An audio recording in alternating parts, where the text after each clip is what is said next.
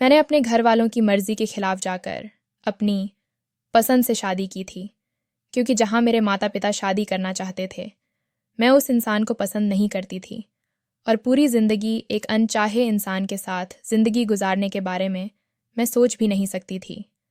शादी वाले दिन जब मैं दुल्हन बनने के लिए पार्लर गई तो मैंने पहले से तय कर रखा था कि मैं वहीं से भागकर अपने प्रेमी के साथ शादी कर लूँगी, और मैंने ऐसा ही किया। जैसे ही मैं तैयार होने के लिए पार्लर गई, मैं वहाँ से भाग गई और उस इंसान से शादी कर ली और हमेशा हमेशा के लिए अपने माता पिता के घर को छोड़ दिया, क्योंकि मैं जानती थी कि अब उस घर की दहलीज पर मेरे माँ बाप, मेरे भाई कभी भी मुझे पैर नहीं रखने देंगे। इसलिए मैंने खुद ही उस घर को त्याग दिया। मेरा पति बहुत अच्छा और मोहब्बत करने वाला इंसान था, मगर उसके माता पिता ने भी मुझे अपनाने से इनकार कर दिया। हम दोनों ने अपना एक अलग छोटा सा आशियाना बना लिया। उसने मुझे ज़िंदगी की हर खुशी दी, हर सुख सुविधा का इंतज़ाम किया। मैं भी उसे दिलो जान से चाहती थी और उसके साथ बहुत खुश थी। शादी के 2 साल बाद जो मुझे माँ बनने की खुशखबरी मिली, तो मैं बहुत ज़्यादा खुश हुई थी। मैंने सबसे पहले यह खबर अपने पति के ऑफिस में कॉल करके उन्हें सुनाई थी। वह भी मेरी तरह बहुत ज़्यादा खुश हो गए थे आने वाले बच्चे की खबर सुनकर, और उसी वक्त वो अपने ऑफिस से छुट्टी लेकर घर आने की बात कहने लगे। लेकिन मुझे क्या मालूम था कि वह आज आखिरी बार घर आ रहे हैं। उसके बाद मैं कभी भी उन्हें देख ना पाऊंगी। काश मुझे पहले से पता होता तो मैं उन्हें रोक देती। वह दफ्तर से खुशी खुशी घर वापस आते हुए भगवान को प्यारे हो गए। मेरे पति की मोटरसाइकिल का एक्सीडेंट हो गया और उन्होंने मौके पर ही दम तोड़ दिया। कुछ देर बाद मेरे पति आखिरी बार 4 कंधों पर घर वापस आए और हमेशा हमेशा के लिए मुझे छोड़ गए। यूँ मेरा बच्चा दुनिया में आने से पहले ही बाप के साये से दूर हो गया, और मैं भी भरी जवानी में न सिर्फ विधवा हो गई बल्कि दुनिया में अकेली रह गई। अपनों को तो मैंने पहले ही त्याग दिया था। गैरों के दर पर जाने वाला ज़माना नहीं था। जवान औरत थी, क्या पता कब किसकी नज़र बदल जाती। समझ नहीं आ रहा था अब कहाँ जाऊं, किससे मदद मांगती। मेरे पति के दूर की एक बूढ़ी रिश्तेदार थे जिन्हें हम मौसी कहते थे। वह भी मेरी तरह दुनिया में अकेली थी। अपने सहारे के लिए मौसी को अपने पास ले आई और हम दोनों औरतें मिलकर जिंदगी की गाड़ी को धक्का मारने लगे। मौसी ने मेरा भरपूर साथ दिया। मेरे पति के मरने के चंद महीने बाद मैंने एक सेहतमंद बच्ची को जन्म दिया, तो मेरी चिंताओं में और भी ज़्यादा बढ़ोतरी हो गई। एक जवान अकेली औरत के साथ एक छोटी बच्ची भी आ गई थी, जिसके खाने पीने के साथ साथ उसकी पढ़ाई का, उसकी परवरिश का बोझ भी अब मेरे नाजुक कंधों पर आ पड़ा था। ऐसे में मेरी मौसी ने मेरा बहुत साथ दिया। उन्होंने मेरी बच्ची को घर पर संभाला और मैंने बाहर निकलकर अपने लिए कुछ काम तलाश करना शुरू कर दिया। जल्दी ही मुझे एक पास के ही स्कूल में टीचर की जॉब मिल गई और यूं हम वहाँ लगे ज़िंदगी जैसे तैसे गुजरने लगी थी। मेरी बेटी शिखा धीरे धीरे बड़ी होती गई और फिर वह जवान हो गई। मेरी बेटी बहुत ज़्यादा सुंदर थी। मुझे कभी कभी उसकी सुंदरता से डर भी लगता था, क्योंकि गरीबों के घर में सुंदरता एक अभिशाप होती है। मैंने अपनी बेटी की परवरिश और शिक्षा पर बहुत ध्यान दिया, कोई भी कमी नहीं छोड़ी थी। अब मेरे हाथ पैर भी थकने लगे थे। बेटी को जवान करने के बाद माँ होने के नाते मेरी आखिरी चिंता थी कि मेरी बेटी शिखा की शादी हो जाए। मैं चाहती थी कि मेरी बेटी की शादी किसी अमीर घराने में हो, जहाँ उसकी बाकी की ज़िंदगी आराम और सुकून से गुजरे, क्योंकि मेरे घर तो शिखा को खुशी नसीब नहीं हुई थी। बहुत जोड़ तोड़ करके मैं उसके पढ़ाई के खर्चे पूरे करती थी। मैंने अपनी बेटी शिखा के रिश्ते के लिए स्कूल में सबसे बोल रखा था कि कोई अच्छा रिश्ता नज़र में हो तो ज़रूर बताना। एक दिन स्कूल में बैठी बच्चों की कॉपी चेक कर रही थी कि मेरी एक बहुत ही अच्छी दोस्त विमला मेरे पास आई और मुझे बताने लगी कि उसकी बहन अपने बेटे के लिए रिश्ता ढूंढ रही है। घर बहुत ही अच्छा है, लड़का भी इकलौता है। मैं तो बस तुम्हारी बेटी का ही रिश्ता यहाँ पर कराना चाहता हूँ। विमला ने इतने प्यार और विश्वास से कहा कि मैं भी खुश हो गई थी। वैसे भी वह मेरी बहुत अच्छी दोस्त थी। काफ़ी सालों से हमारा एक दूसरे के घर आना जाना भी था, इसलिए मैंने उसकी बात मानकर लड़के वालों को घर आने की दावत दे दी। उस दिन मेरे दिल को बहुत सुकून हुआ था कि अब मेरी चिंताएं कम हो जाएंगी, और मेरी बेटी जिस घर में शादी करके जा रही है बहुत ही पैसे वाला भी था, और मेरी बेटी वहाँ सुकून से अपनी ज़िंदगी बसर करती। कुछ ही दिन में विमला की बहना हमारे घर आ गई थी। जब वो हमारे घर आई तो सामान से लदी हुई थी। वह मेरी बेटी को पहले ही नज़र में पसंद कर ली और बहुत ही खुश नज़र आ रही थी। मुझे सोचने का मौका ही ना दिया और मुझसे हाँ करवा कर ही दम लिया। मुझे भी वह लोग बहुत सुलझे हुए और ख़ानदानी लगे थे। मैं भी अपनी बेटी के नसीब खुलते देखकर खुश थी। लड़के वालों ने जल्दी शादी करने पर जोर दिया था, जिस पर मुझे कोई एतराज़ नहीं था। क्यों, चंद मुलाकातों में ही लड़के को भी मैंने देख लिया था। लड़का मुझे बहुत पसंद आया था। इस रिश्ते का सबसे बड़ा मेरा मकसद था कि लड़के का घराना बहुत छोटा था, छोटे परिवार से था। लड़का लड़के के पिता भी इस दुनिया में नहीं है। माँ और एक छोटी बहन ही थी और दूसरा मेरी सबसे अच्छी दोस्त विमला की बहन का लड़का था। इसलिए मुझे विश्वास था कि घर बार बहुत ही अच्छा है। मेरी बेटी खुश रहेगी। मैंने दिन रात लगाकर अपनी सारी जिंदगी की जमा पूंजी से अपनी बेटी की शादी तैयारियां करना शुरू कर दी। मैं शादी में कोई कसर नहीं छोड़ना चाहती थी, उसे सब कुछ जो एक माँ दे सकती है। मैंने देकर अपनी आशीर्वाद के साए में अपनी बेटी को विदा कर दिया। आज मुझे बहुत हल्का महसूस हो रहा था। ऐसा लग रहा था कि जैसे मैंने अपनी जिम्मेदारी बहुत अच्छे से निभा ली है। हालांकि बेटी के जाने का दुख तो था, लेकिन इससे तो हर माँ को गुजरना पड़ता है। बेटी तो पराया धन होती है, उसे एक न एक दिन पराये घर जाना ही पड़ता है। शादी के बाद मेरी बेटी 2-3 बार मायके आई थी, तो उसके चेहरे पर अंदरूनी सच्ची खुशी चमक रही थी, जिसे मैंने अंदाज़ा लगाया था कि वह अपने घर में बहुत खुश हूँ और सुकून से हैं। मुझे इस बात की बहुत ज़्यादा खुशी थी कि मेरा सपना पूरा हो गया, कि मेरी बेटी की शादी एक अमीर घर में हुई है। लेकिन कुछ महीना बाद जब मेरी बेटी मुझसे मिले आई, तो उसने मुझे यह बताकर बेचैन कर दिया कि वह अपनी सास के साथ गांव में रहने जा रही है, क्योंकि उसके पति को काम के सिलसिले में बाहर भेजा जा रहा है और अब इतने बड़े शहर में सास और वो अकेली नहीं रह सकती थी, इसलिए अपनी गांव के मकान में जाकर रहेंगे। मैं अपनी बेटी की जुदाई का सुनकर बहुत उदास हूँ, क्योंकि मैंने कभी अपनी बेटी को खुद से इतनी दूर नहीं भेजा था, लेकिन उसके पास कोई दूसरा रास्ता नहीं था। मैं दिल पर पत्थर रखकर उसे मिलने गई और वह भी मुझसे मिलकर खुशी खुशी सांस के साथ गांव चली गई। मैं उसके जाने के बाद कुछ दिन तो बहुत उदास रही, मगर रोज़ शिखा अपनी खबर मुझे देती रही, तो मेरी भी उदासी फिर ख़त्म हो गई। और एक दिन शिखा ने बताया कि वह पेट से है। ये सुनकर मैं बहुत ज़्यादा खुश हो गई थी। मैं रोज़ फ़ोन पर शिखा की सारी खबर लेती थी, लेकिन कुछ समय के बाद उसकी खबर आना कम होने लगी। हमेशा उसके सास ही बात करके बताते कि उसकी तबीयत अच्छी है, अब वह पूरी तरह आराम करेगी, इसलिए मैं उसे कम ही उठाती हूँ। अभी शिखा आराम कर रही है, इसलिए आपकी बात नहीं करा सकती। मुझे अपनी बेटी के सास जीजे की इसके बोलने के अंदाज में सच्ची माँ जैसी मोहब्बत महसूस होती थी, तो मैं अपने भगवान का धन्यवाद करती कि मेरी बेटी को माँ जैसी सास मिली है। लेकिन एक रात एक ऐसी खबर आई कि उसने मेरी दुनिया ही उजाड़ कर रख दी। एक रात मेरी बेटी के ससुराल से फ़ोन आया कि आपकी बेटी की अचानक तबीयत ख़राब होने से उसकी मौत हो गई है। मेरे लिए खबर किसी तूफ़ान से कम न थी। इस जानलेवा खबर ने मेरी कमर ही तोड़ दी थी। मैं कुछ सोचने समझने की हालत में नहीं रह गई थी। जब कुछ होश आया तो मैं चीखें मार मार कर रोने लगी थी। मेरी इकलौती बची थी, वहीं तो थी मेरा सब कुछ। शिखा के अलावा मेरा इस दुनिया में कौन ही था। रोते रोते मेरी आवाज़ बंद हो गई, होंठ सूख गए, अब तो गले से आवाज़ भी नहीं निकल रही थी। मुझे तो अपनी बेटी के गांव का भी कुछ अता पता नहीं था। मुझे अपनी बेटी से मिलने जल्दी गांव पहुंचना था। मैंने अपनी दोस्त विमला को कॉल की, तो उसने मुझे बताया कि वह पहले ही गांव गई हुई है। मैंने उसे कहा कि मुझे कुछ तो अता पता दे, जिससे कि मैं आखिरी बार तो अपनी बेटी को देख सकूं। उसने मुझसे अपनी जान छुड़ाने वाले अंदाज में गांव का पता बताया और जल्दी से फ़ोन बंद कर दिया। मैं तो अपनी बेटी के गम में ही रो रो कर बेहाल हो चुकी थी, लेकिन उस वक्त जैसे तैसे खुद को संभाल कर मैं गांव पहुंची थी। मैंने फ़ोन पर अपने समधन से खुशामद की थी कि मेरी बेटी का अंतिम संस्कार अभी ना किया जाए। मैं आखिरी बार अपनी बेटी को देखना चाहती हूँ।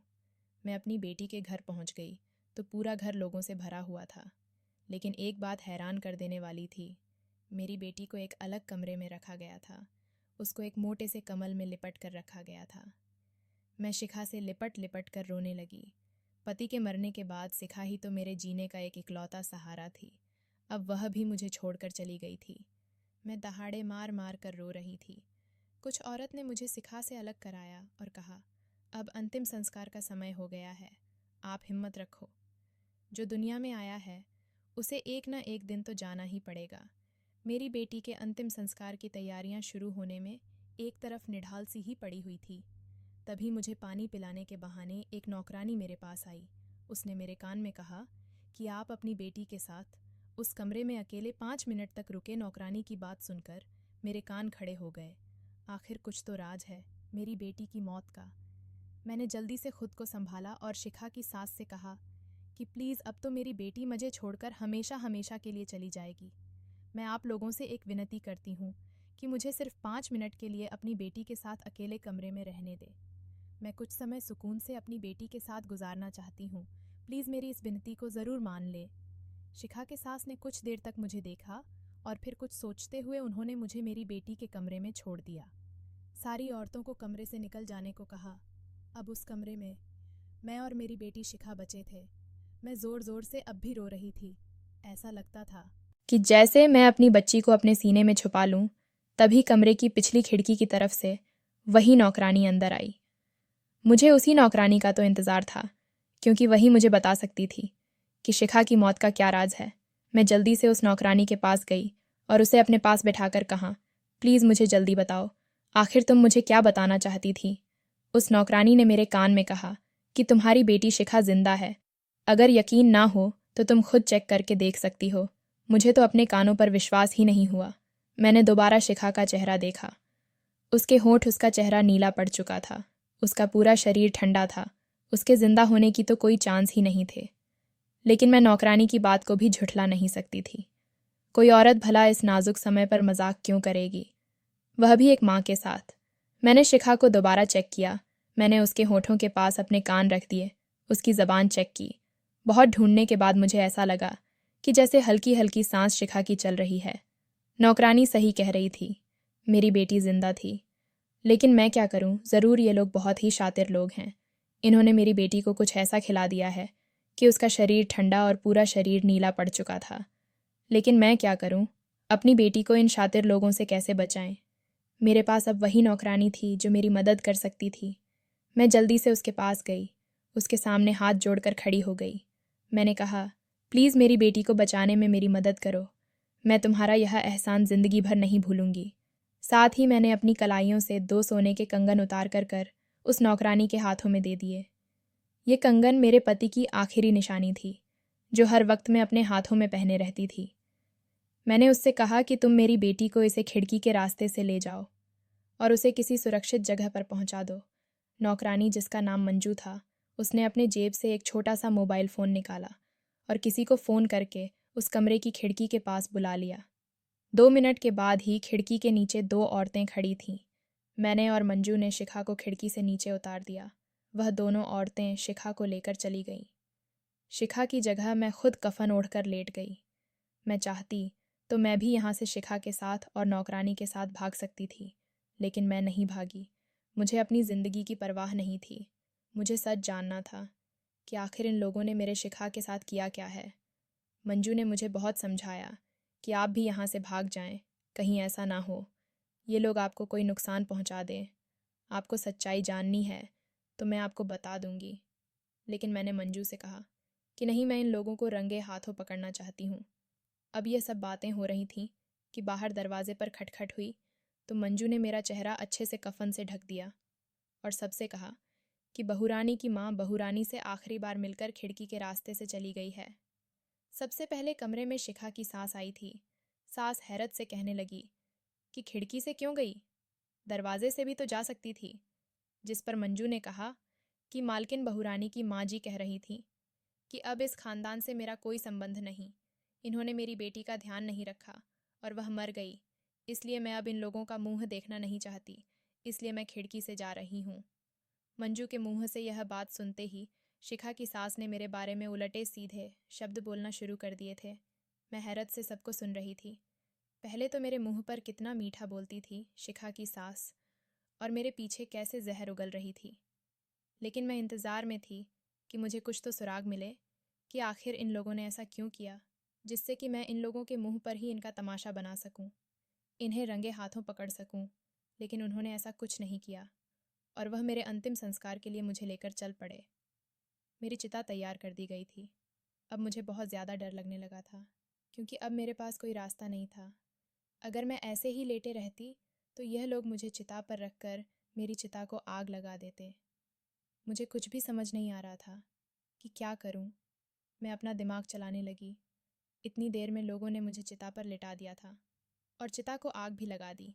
लेकिन फिर पता नहीं क्या हुआ कि जितने भी लोग मेरे अंतिम संस्कार में आए हुए थे सब एकदम से भाग खड़े हुए और तभी मुझे मंजू ने चिता से बाहर खींच लिया। अभी बाहर की लकड़ियों में ही आग लग पाई थी। मंजू मुझे खींचकर जल्दी से एक वीरान जगह की तरफ ले गई जहाँ कोई आता जाता नहीं था। मैं उस समय बहुत ज़्यादा डरी हुई थी। उसने मुझे जल्दी से पानी पिलाया। उसने मुझे बताया कि मैंने ही फ़ोन करके कहा था कि शिखा बहुरानी का भूत मैंने कमरे में देखा है। उनकी आत्मा कमरे में घूम रह रही है। यही सब सुनकर वो लोग डर के मारे भाग गए थे।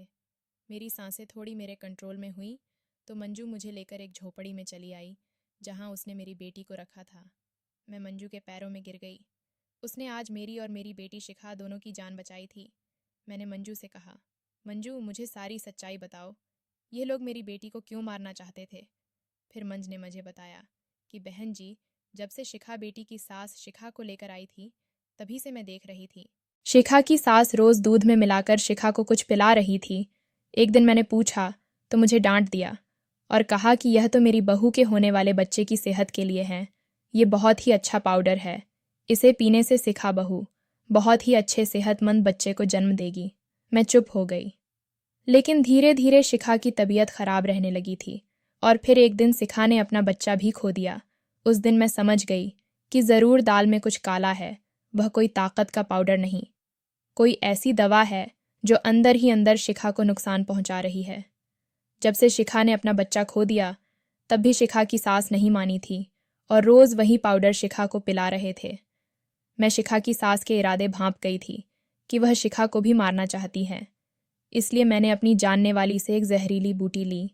इसे खाने से इंसान का शरीर ठंडा और नीला जाता है। देखने वालों को ऐसा लगता है कि जैसे इंसान मर चुका है, लेकिन इस जड़ी बूटी का इलाज कर दिया जाए तो इंसान की जान बच सकती है। शिखा की जान बचाने के लिए जहरीली जड़ी बूटी मैंने शिखा को पिला दी। जड़ी बूटी पीने से कुछ देर में शरीर नीला पड़ गया और ठंडा पड़ गया। शिखा की सास को लगा कि उसका नुस्खा काम कर गया और शिखा इस दुनिया से चली गई। सारी कहानी सुनाकर मंजू चुप हुई। मंजू की कहानी सुनकर मेरी रीढ़ की हड्डी में भी सनसनी दौड़ गई थी। मेरी बेटी की लोगों से क्या दुश्मनी थी? यह लोग मेरी बेटी को जान से क्यों मारना चाहते थे? मुझे कुछ भी समझ नहीं आ रहा था। 8 दिन तक मेरी बेटी का इलाज मंजू करती रही। रोज़ जड़ी बूटी पीसकर पिलाती रही। जब शिखा बिल्कुल ठीक हो गई तो रात के अंधेरे में मैं उसे लेकर अपने घर आ गई। मैंने अब तक उसे छुपाकर ही रखा था, किसी को नहीं बताया था कि मेरी बेटी जिंदा है। मैं ठंडे दिमाग से सोच रही थी कि अब आगे मुझे क्या कदम उठाना है। मैंने शिखा को सारी बात बताई। उसे तो यकीन ही नहीं हो रहा था। वह कितनी देर तक मेरे घुटनों में सर रखकर रोती रही थी। कहने लगी, मम्मी, मेरी सास ने तो कभी मेरे साथ बुरा रवैया नहीं रखा था, हमेशा मुझे बेटी की तरह प्यार किया। लेकिन धीरे धीरे मेरी तबीयत खराब होने लगी थी और मैंने अपना बच्चा भी खो दिया। ऐसी हालत में भी मेरी सास ने मेरा बहुत साथ दिया था। लेकिन मुझे क्या पता था कि जिस दूध को मैं अमृत समझकर पी रही थी वही दूध मेरी जिंदगी लेने वाला था। मैंने तो हर्षित को दिलो जान से प्यार किया था। हर्षित भी मुझसे कितना प्यार जताते थे। लेकिन मम्मी, मुझे लगता है हर्षित इस सब में शामिल नहीं है। मुझे लगता है कि हर्षित अब भी मुझसे प्यार करते हैं। मुझे हर्षित को कॉल करना चाहिए, लेकिन मैंने शिखा को रोक दिया। मैं अभी पूरी तरह से श्योर नहीं थी कि हर्षित शिखा को प्यार करता है या नहीं। इस पूरी साजिश में हो सकता है हर्षित का भी हाथ हो। एक दिन मैं मार्केट गई हुई थी तो मैंने कुछ ऐसा देखा कि मैं हैरान हो गई। मैंने वहाँ हर्षित को देखा। हर्षित किसी के लड़की के साथ हाथों में हाथ डाले घूम रहा था। उसके चेहरे पर चमक दिखाई दे रही थी। शिखा के मरने का कोई गम उसके चेहरे पर नहीं था। और हर्षित के यह खुशी देखकर मुझे समझते देर न लगी कि हर्षित भी इस सब में शामिल था। अब मैं और चुप नहीं बैठ सकती थी। मैं उन लोगों को यूं खुला नहीं छोड़ सकती थी जिन्होंने मेरी बेटी की जान लेने की कोशिश की। मैं सीधा पुलिस स्टेशन पहुंच गई और सारी कहानी पुलिस के सामने सुना दी। पुलिस ने तुरंत एक्शन लिया और मैं पुलिस के साथ पुलिस को लेकर हर्षित के गांव पहुंच गई। पहले तो हर्षित की माँ मुझे इस तरह पुलिस के साथ देखकर चौंक गई, लेकिन जल्दी ही खुद को संभाल लिया। पुलिस ने जब सारा केस सामने खोलकर रखा तो हर्षित की माँ साफ मुकर गई। कहने लगी, मैं तो अपनी बहू को इतना प्यार करती थी, उसकी इतनी देखभाल करती थी, उसकी मौत नेचुरल थी। हमने उसके साथ कुछ भी गलत नहीं किया। गांव वालों ने भी गवाही दी थी कि हर्षित का परिवार बहुत अच्छा परिवार है, पूरे गांव की मदद करता है, वह किसी की जान नहीं ले सकता। लेकिन पुलिस ने किसी का विश्वास नहीं किया और पूरे घर की तलाशी लेने लगी। और फिर शिखा की सास के कमरे से वह दवा मिल गई जो वह शिखा को रोज पिलाती थी। शिखा की सास उस दवा को अभी तक फेंक नहीं पाई थी। शायद उसे विश्वास था कि उसे सवाल जवाब करने कोई नहीं आएगा। पुलिस उन सब लोगों को अरेस्ट करके थाने ले आई, जहां पर पुलिस ने सबकी अच्छे से खातिरदारी की। और पुलिस की मार से हर्षित की मां ने सारा सच उगल दिया। हर्षित की मां ने स्वीकार कर लिया कि हाँ, उसने ही शिखा और शिखा के बच्चे की जान ली है और यह सब उसके प्लान का एक हिस्सा था। और जब हर्षित की मां ने पूरी कहानी सुनाई तो मैं कांप कर रह गई थी। 20 साल पुराने जख्म फिर से ताज़ा हो गए थे। हर्षित की मां ने बताया कि 20 साल पहले जब तुम्हारा रिश्ता मेरे भाई के साथ हुआ था तो उस समय हम सब बहुत खुश थे।